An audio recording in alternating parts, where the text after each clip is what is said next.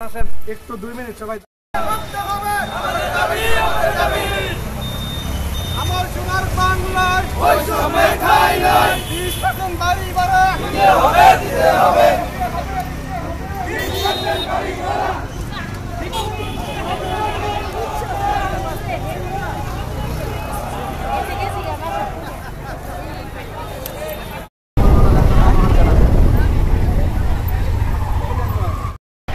নির্যাতন করছেন।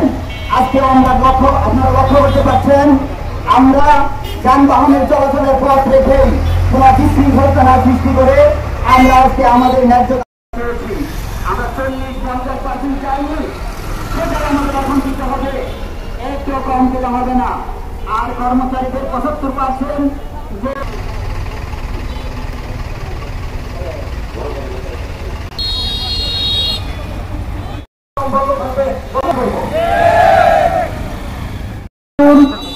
আপনারা যাদের রক্তের উপর দাঁড়িয়ে আজকের এই ক্ষমতার মসনদে আসীন হয়েছেন, যে ছাত্র জনতার জুলাই বিপ্লবের মাধ্যমে আপনারা ক্ষমতায় এসেছেন, আজকে সেই শিক্ষকদের উপর আপনারা যে অমানবিক আচরণ, আমাদের যে ন্যায্য দামের 20% বাড়ি বাড়া সত্তর, এটা বাস্তবায়ন করতে হবে।